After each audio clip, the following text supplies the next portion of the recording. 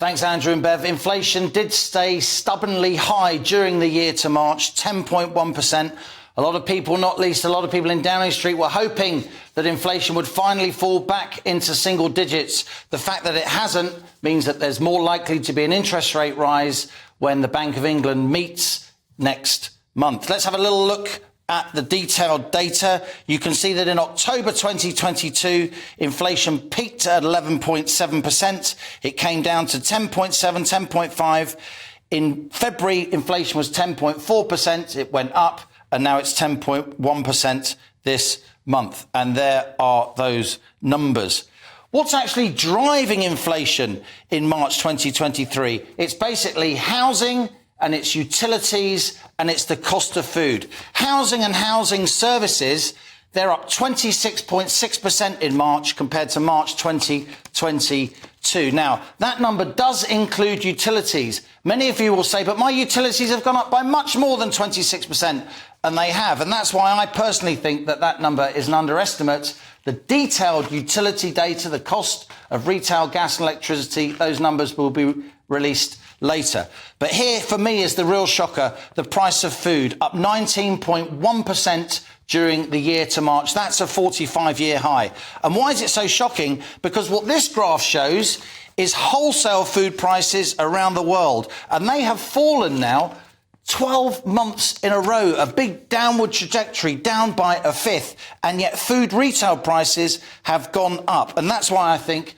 the government will be talking to the retailers about why food prices remain so elevated, why there's spiralling food price inflation when wholesale food prices are falling. Now, food supply chains are complex. There are big lags. Farmers take, months, years to produce their crops. But look at some of this. This was not ONS data. This is not official data. This is from Which, the consumer group. They surveyed 8 supermarkets. I reported this data yesterday, but it seems apposite today. In Asda, a sliced white loaf is 67% more expensive in March than a year ago. In Ocado, a 49-gram porridge pot, 66% more expensive. And in Tesco, 8 sausages, 73% more expensive. And I think food price inflation, because less well-off families spend so much more as a share of their income on food than others, will become very politically controversial. But there are signs of hope. The first sign of hope in these numbers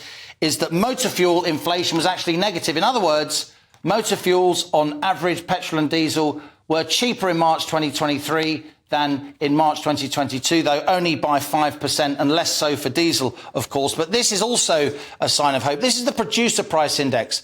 This captures the cost of the inputs that firms need to create the goods and services that they then sell us. And you can see their producer price inflation is down sharply from 12.8% in February to 7.6% in March. And ministers will be clinging to that as signs that inflation is soon going to ease. What does all this mean in sum? This is a big headache for government as well as households across the country. Inflation in the US is 5%. In the Eurozone, it's 8%. So Britain does seem to have an inflation problem. What I would say is that this makes an interest rate rise more likely next month. And the cost of living crisis, it's not going to go away anytime soon. It's going to continue to dominate politics, not least before those crucial local elections in May.